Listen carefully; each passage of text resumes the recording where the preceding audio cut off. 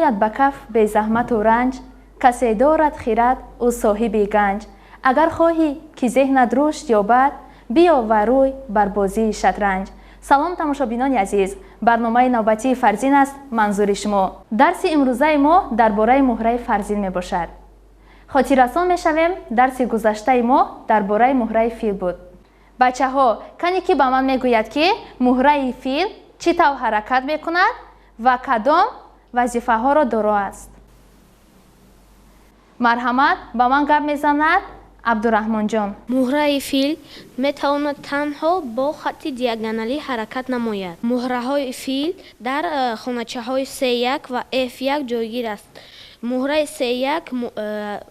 C1 یعنی در خانچه سیاه و مهره F1 در خانچه سفید جایگیر است.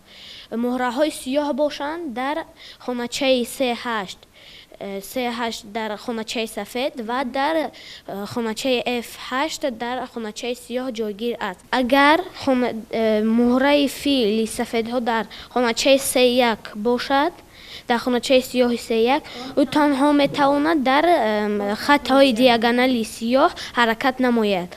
اگر در مهره فیل سفید ها در F1 باشد، F1 سفید باشد، او تنها میتواند با دیاگونال های سفید حرکت نماید. با همین طرز مهره های سیاه که در C8 و در F8 جایگیر هستند با همین طرز حرکت میکنند. آفرین عبدالرحمن جان، بسیار درست قید کردید. کنی با من گوی که مهره فیل دارای کدام خصوصیت ها هست؟ خصوصیت دوربینی و دورزنی می باشد. یعنی این چی معنی دارد؟ مهره سیاه ها که در A1 جایگیر است، اون میتواند قریب 7 خانچه ها را حرکت نماید. از A1 میتواند به H8 حرکت نماید. آفرین.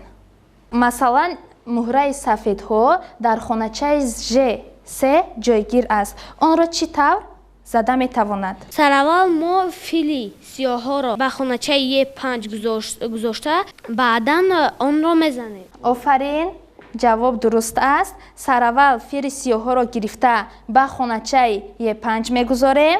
عین حال به آن هجوم کرده ایستاده ایم. پس آن را با همین طرز زده میگیریم.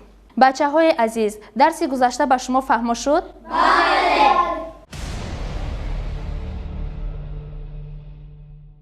اکنون میگذاریم به درس امروزه. درس امروزه ما درباره مهره فرزین. چی طوری که دیده ایستاده ایم، فرزین سفید ها در خانچه D1 یعنی که در خانچه سفید جایگیر شده است. از سیاه ها باشد در خانچه D8 یعنی که در خانچه سیاه جایگیر است. فرزین مهره پرقوت‌ترین در بازی شахمات به حساب می رود.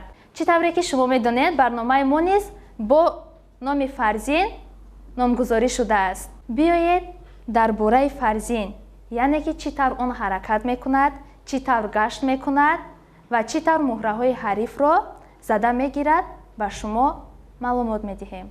مهره فرزین می تواند به مانند رخ و فیل حرکت کند، یعنی که با خط های راستی ورتیکالی و گوریزونتالی می تواند حرکت کند و اینچنین می تواند با خط های دیاگونالی گردد.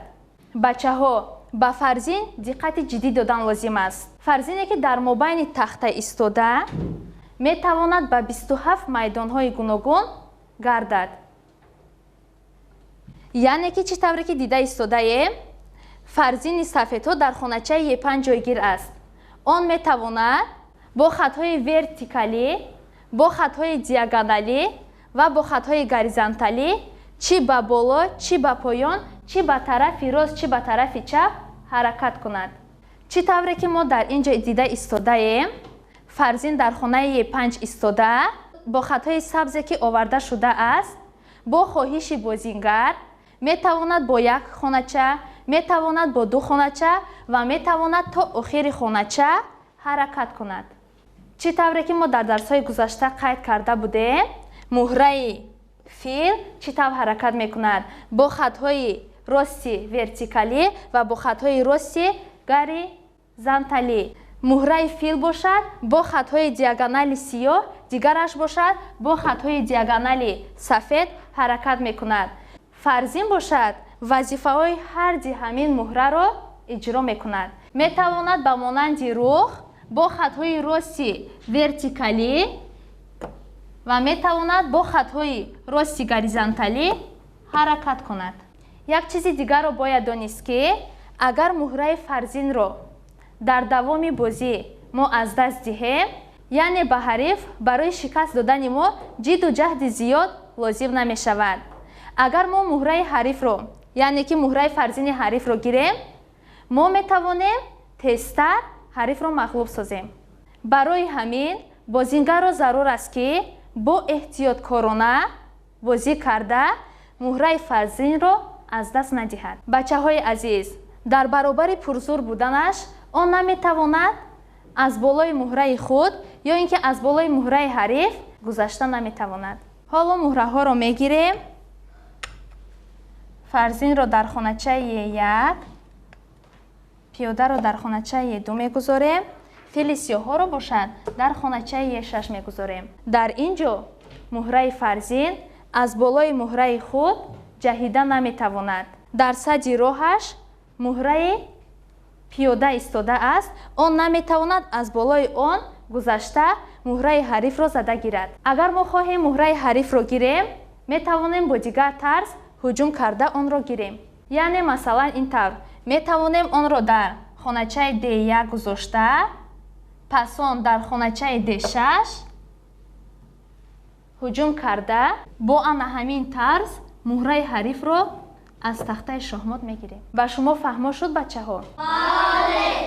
Биёед бачаҳо аз тахтаи электронӣ истифода бурда чӣ тавр ҳаракат кардани ин муҳраро мебинем.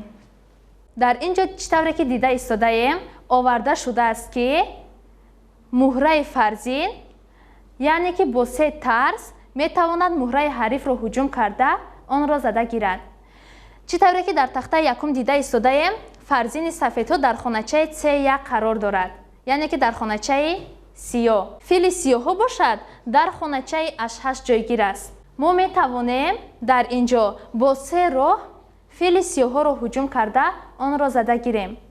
Сараввал фарзини сафедҳоро гирифта ба хоначаи H1 мегузорем, яъне ки айни ҳол ҳуҷум карда истодааст ба фили сиёҳҳо. пас он онро мо метавонем зада гирем. дуюм роҳаш бошад фарзинро гирифта ба хоначаи C8 мегузорем, пас он онро зада мегирем. сеюм роҳаш бошад фарзини сафедҳоро гирифта ба хоначаи H6 мегузорем, пас он фили сиёҳҳоро зада мегирем. бачаҳо, кане ки ба ман мегӯяд ки дар тахтаи дуюм истода фарзини сафедҳоро дар куҷоҳо гузошта муҳраи ҳарифро зада гирем. сайёра марҳамат, ба ман кани гап занед ки дар тахтаи дуюм истода бо кадом роҳҳо мо метавонем муҳраи ҳарифро зада гирем. Сараввал мо фарзини сафедро гирифта ба хоначаи H4 гузошта, пас онро мезанем ва дуюм роҳи он бошад мо фарзини сафедро гирифта ба хоначаи Е4 гузошта онро ҳуҷум карда пас он мезанем ва сеюм роҳаш бошад фарзини сафедро гирифта ба хоначаи А7 гузошта онро мезанем. дар тахтаи сеюм бошад дар тахтаи сеюм бошад фарзини сафедро гирифта ба хоначаи Ж8 гузошта пас онро мо мезанем ва дуюм роҳаш бошад мо фарзини сафедро гирифта ба хоначаи H2 гузошта онро мезанем ва сеюм роҳаш бошад мо фарзини сафедро гирифта ба хоначаи H1 гузошта онро мезанем. офарин, бале дуруст қайд кардед. чӣ тавре ки бачаҳо дар тахтаи чорум дида истодаем, дар ин ҷо муҳраи рухи сиёҳҳо истодааст дар хоначаи D8. чӣ тавр айни ҳол мо муҳраи фарзинро гирифта, мо ана ҳамин муҳраро ҳуҷум карда гирифта метавонем. бо се тарз мо метавонем онро ҳуҷум карда гирем. сараввал фарзини сафедҳоро гирифта дар хоначаи B8 мегузорем, пас онро зада мегирем. ин тарзи якум. тарзи дуюмаш бошад метавонем фарзинро гирифта ба хоначаи б6 пасон онро зада гирем. гашти сеюм бошад, метавонем фарзинро гирифта ба хоначаи д1 пасон онро зада гирем. кани ба ман сайёра гап зан ки дар тахтаи панҷум истода бо кадом роҳҳо муҳраи ҳарифро ҳуҷум карда гирифта метавонем. мо фарзини сафедро гирифта ба хоначаи F8 гузошта пасон онро мезанем. дуюм роҳаш бошад фарзинро гирифта ба хоначаи F4 гузошта онро мезанем ва сеюм роҳи он бошад фарзини сафедро гирифта ба хоначаи B1 гузошта ва пасон онро мезанем. дар тахтаи шашум бошад фарзини сафедро гирифта ба хоначаи E3 гузошта пасон онро мезанем ва дуюм роҳи он бошад мо фарзини сафедро гирифта ба хоначаи D7 гузошта пасон онро мезанем ва сеюм роҳи он бошад мо фарзини сафедро гирифта ба хоначаи A3 гузошта пасон онро мезанем. офарин сайёра, дуруст қайд кардед. мегузарем ба мавриди дигар. дар ин ҷо оварда шудааст ки муҳраи фарзин дар куҷо гузорем ки яку якбора ба ҳар дуи ҳамин муҳраҳо ҳуҷум карда яке аз онҳоро гирад. чӣ тавре ки дида истодаем дар тахтаи якум фарзини сафедҳо дар хоначаи А1 истодааст, муҳраҳои сиёҳо бошад, яке дар хоначаи B8, дигараш дар хоначаи H3. ҳар дуи инҳо дар диагоналҳои сиёҳ ҷойгир аст. айни ҳол муҳраи фарзинро гирифта бо хати диагоналӣ ҳаракат карда ба ҳар дуи ин муҳра ҳуҷум карда яке аз онҳоро метавонем гирем. муҳраи фарзинро гирифта дар хоначаи Е5 мегузорем. чӣ тавре ки дида истодаем бачаҳо, аз ин ҷо муҳраи фарзин ҳам ба муҳрае ки дар хоначаи B8 истодааст ҳуҷум карда истодаем, ҳам муҳрае ки дар хоначаи H2 истодааст ҳуҷум кардаем. яке аз онҳоро метавонем зада гирем. кане ки ба ман мегӯяд ки дар тахтаи дуюм истода фарзинро дар куҷо гузорем ки ба ҳар дуи муҳраҳои сиёҳ ҳуҷум карда яке аз онҳоро гирад. кане ба ман Оишаҷон гап мезанад. мо сараввал фарзинро гирифта ба хоначаи Е6 мегузорем ва ба ҳар дуи муҳраҳо ҳуҷум мекунем. аз ин ҷо яъне ба муҳрае ки дар хоначаи F7 истодааст ҳуҷум карда истодаем, дигараш бошад дар хоначаи C4. бо хоҳиши бозингар метавонем яке аз онро гирем. дар тахтаи сеюм истода дар тахтаи сеюм истода мо сараввал фарзинро гирифта ба хоначаи C8 мегузорем ва ба ҳар дуи онҳо ҳуҷум мекунем. офарин. дар тахтаи чорум бошад дар тахтаи чорум бошад мо фарзинро гирифта ба хоначаи C3 мегузорем ва ба ҳар дуи муҳраҳо ҳуҷум мекунем. офарин. дар тахтаи панҷум бошад дар тахтаи панҷум бошад мо фарзинро гирифта ба хоначаи D4 мегузорем ва ба ҳар дуи муҳраҳо ҳуҷум мекунем. дар тахтаи шашум дар тахтаи шашум бошад мо фарзинро гирифта ба хоначаи B8 мегузорем ва ба ҳар дуи муҳраҳо ҳуҷум мекунем. ба гуфтаҳои Оиша илова карданиям ки фарзине ки дар хоначаи B8 гузоштем, он метавонад фили сиёҳҳоро ки дар хоначаи А8 истодааст бо тарзи гаризанталӣ ҳуҷум карда гирад. муҳрае ки дар хоначаи H2 дида истодаем, муҳраи сиёҳ, онро бо хати диагоналӣ ҳуҷум карда метавонад гирад. бачаҳо, фаҳмо шуд ки чӣ тавр муҳраи ҳарифро ҳуҷум карда бо кадом тарзу роҳу усулҳо онро зада гирем. ҳолати дигарро аз назар мегузаронем. дар ин ҷо оварда шудааст ки фарзини сафедҳо чӣ тавр муҳраи ҳарифро зада гирад ва бояд як чизи дигарро қайд кардан зарур аст ки кадом муҳраи ҳариф беҳимоя аст. дар тахтаи якум дида истодаем фарзине ки дар хоначаи D5 ҷойгир шудааст, ҳам ба муҳрае ки дар хоначаи F5 аст, ҳам ба он ҳуҷум карда истодааст, ҳам ба филе ки дар хоначаи D7 истода аст. Дар як ҳолат ба ҳардуи инҳо ҳуҷум карда истодааст. дар ин ҷо мо рухи сиёҳҳоро зада гирифта наметавонем, аз сабабе ки фили сиёҳ онро ҳимоя карда истодааст. дар ин ҷо мо муҳраи филро зада мегирем, барои он ки дар ин ҷо муҳраи фил беҳимоя аст. кане ки ба ман мегӯяд ки дар тахтаи дуюм кадом муҳраи сиёҳҳо беҳимоя аст? кане ба ман Усмонҷон гап мезанад ки дар тахтаи дуюм кадом муҳраи сиёҳро ки беҳимоя аст онро зада гирифта метавонем. рӯҳи сиёҳое ки дар F7 истодааст, мо онро мезанем, барои он ки ӯ беҳимоя аст. он беҳимоя аст. филе ки дар хоначаи D7 истода аст, онро зада гирифта наметавонем, аз сабабе ки фили сиёҳҳо онро ҳимоя карда истодааст. дар ин ҷо гашти дуруст чӣ тавре ки Усмон қайд карданд, муҳрае ки дар хоначаи F7 ҷойгир шуда аст, муҳраи рухро зада мегирем. дар сеюм тахта бошад, мо фили сиёҳое ки дар хоначаи F1 истодааст мезанем. мо рӯҳу ёки фили дигарро зада наметавонем, барои он ки онҳо дар ҳимояи якдигаранд. дар ин ҷо ягона роҳ, филе ки дар хоначаи сафед истодааст дар хоначаи F1, онро зада гирифта метавонем бо роҳи вертикалӣ. рухи сиёҳое ки дар хоначаи A4 ва H4 истода аст, онро зада гирифта наметавонем, аз сабабе ки онҳо якдигарро ҳимоя карда истодаанд. филе ки дар хоначаи A6 ҷойгир аст, онро ҳам зада гирифта наметавонем, аз сабабе ки онро муҳраи сиёҳҳо, яъне ки муҳраи рух ҳимоя карда истодааст. дар ин ҷо ягона роҳ, филе ки дар хоначаи F1 истодааст, онро зада мегирем. дар тахтаи чорум бошад, ин ҳолат душвортар мешавад, аз сабабе ки дар ин ҷо муҳраҳо зиёданд.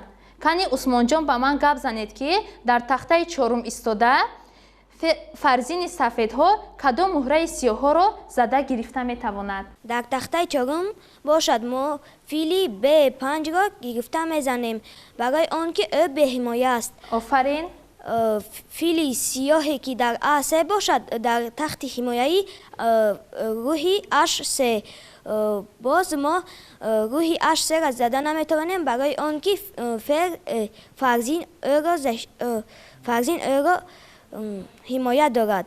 дар тахтаи панҷум бошад, мо фарзини сиёҳҳоро мезанем, барои он ки ӯ ҳимоя надорад. дигар муҳраҳоро гирифта наметавонем, барое ки онҳо таҳти ҳимоя доранд. ҳимояи якдигаранд. дар тахтаи шашум бошад, дар тахтаи шашум бошад, мо фарзине ки дар хоначаи H8 истодааст, онро гирифта мезанем.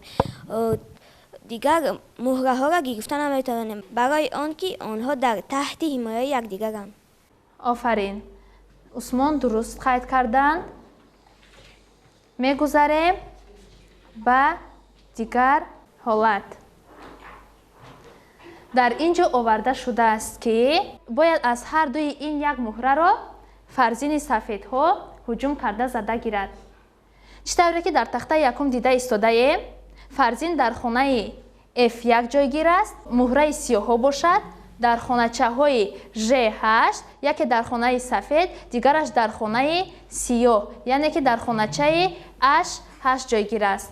айни ҳол мо фарзини сафедҳоро гирифта дар хоначаи F8 мегузорем ва ба филе ки дар хоначаи G8 истода аст, онро ҳуҷум карда истодаем ва яке аз ин муҳраҳоро метавонем мо зада гирем. дар тахтаи дуюм фарзини сафедҳоро дар куҷо гузорем ки яке аз муҳраҳои ҳарифро, яъне ки аз муҳраҳои сиёҳро зада гирем. кане ки ба ман мегӯяд, Бежанҷон ба ман гап мезанад. дар тахтаи дуюм мо аввал фарзини сафедҳоро ба хоначаи H3 мемонем ва пасон яке аз муҳраҳои он сиёҳҳоро гирифта метавонем. фарзини сафедҳоро гирифта дар хоначаи H3 мегузорем. айни ҳол мо ба ҳардуи ин муҳраҳо ҳуҷум карда истодаем ва яке аз онҳоро метавонем зада гирем.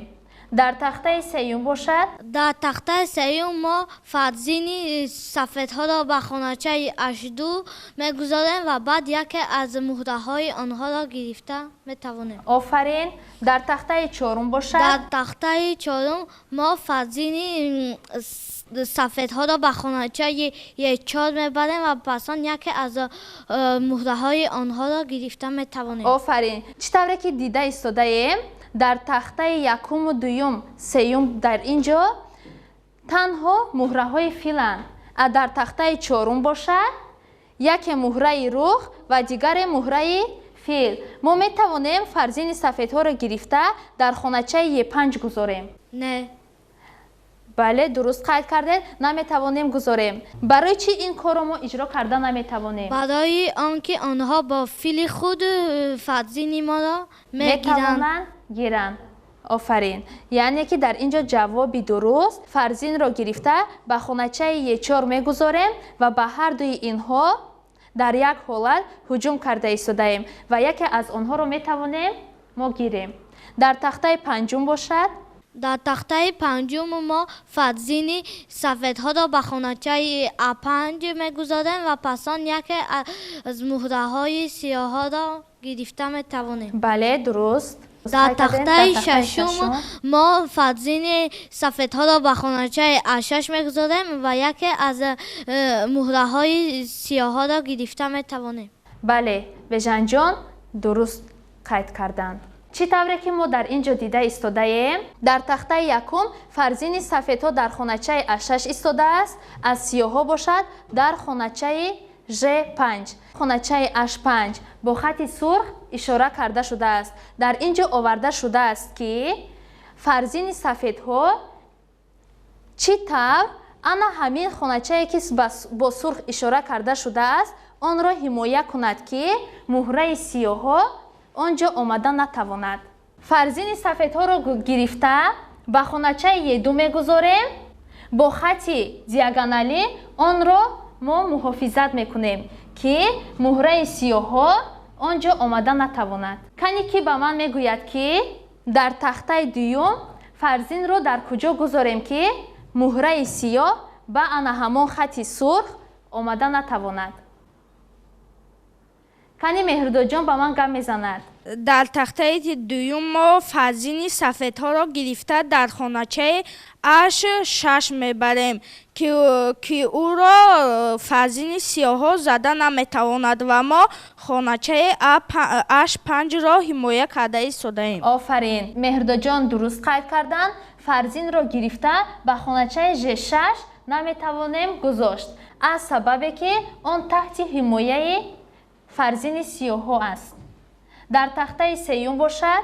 дар тахтаи сеюм мо фарзини сафедҳоро гирифта ба хоначаи Ж6 мебарем ва хоначаи Е8-ро таҳти ҳимояи худ мекунем. бале, меҳрдод дуруст қайд карданд. фарзини сафедҳоро гирифта ба хоначаи Ж6 мегузорем ва ин хоначае ки бо хати сурх ишора карда шудааст онро таҳти назорати фарзин мегирем. мо бо дигар роҳҳо ба хоначаи сурхе ки ишора шудааст наметавонем онро ҳимоя кунем аз сабабе ки фарзини сиёҳҳо тамоми роҳҳоро таҳти назорати худ гирифтааст. ягона роҳ, ягона гашти дуруст ин фарзини сафедҳоро гирифта ба хоначаи Ж6 гузоштан аст. дар тахтаи чорум мо фарзини сафедҳоро гирифта ба хоначаи F5 мебарем ва хоначаи С8-ро таҳти ҳимояи худ мекунем. бале, дуруст. дар хоначаи панҷум бошад. дар тахтаи панҷум. дар тахтаи панҷум бошад мо фарзини сафедҳоро гирифта ба хоначаи С8 мебарем ва хоначаи Ж4-ро таҳти ҳимояи худ мекунем. бале, дуруст. тахтаи шашум бошад. дар тахтаи шашум мо фарзини сафедҳоро гирифта ба хоначаи А8 мебарем ва хоначаи H1-ро таҳти ҳимояи худ мекунем. бале, меҳрдод дуруст қайд карданд. фарзинро гирифта ба хоначаи А8 мегузорем. хоначаи H1-ро таҳти назорати фарзин қарор медиҳем.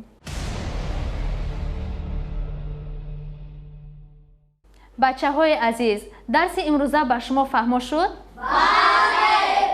Кане ки ба ман мегӯяд ки муҳраи фарзин чӣ тавр ҳаракат мекунад, чӣ тавр муҳраи ҳарифро зада мегирад, дорои кадом хусусият аст? Кани Бежанҷон ба ман гап мезанад. муҳраи фарзин бо шакли диагоналӣ, вертикалӣ ва горизонталӣ ҳаракат карда метавонад. муҳраи фарзин яке аз муҳраҳои пурқувваттарини бозии шахмот ба ҳисоб меравад. муҳраи фарзин бо шакли диагоналӣ, вертикалӣ ва горизонталӣ ҳаракат карда метавонад. Офарин Бежанҷон, дуруст қайд кардед. мисол вақте ки яке аз муҳраҳои сиёҳ дар хоначаи Е8 ва фарзини сафедҳо дар хоначаи Е1 ҷойгир бошад, вай муҳраи сиёҳҳоро гирифта зада метавонад. вақте ки дар роҳи он пиёда қарор дошта бошад, он муҳраи ҳарифро зада наметавонад. аз сабабе ки муҳраи худ дар назди роҳи уст. бале, боз ки илова кардан мехоҳад дар бораи муҳраи фарзин. Кани ба ман Меҳрдод гап мезанад. фарзин муҳраи хеле дурзан ва дургаш мебошад. вақте ки фарзин дар хоначаи А1 бошад, ӯ метавонад ягон муҳрае ки дар хоначаи H8 истода бошад, онро бемалол занад, барои он ки ӯ мисли фил метавонад бо роҳи диагоналӣ ҳаракат кунад ва агар муҳраи фарзин дар хоначаҳои марказӣ Е5 ва Д5 бошад, ӯ метавонад 27 гаштро иҷро кунад ва ӯ метавонад чӣ поён, чӣ боло, чӣ ба тарафи рост, чӣ ба тарафи чап ва чӣ бо роҳи диагоналӣ равад.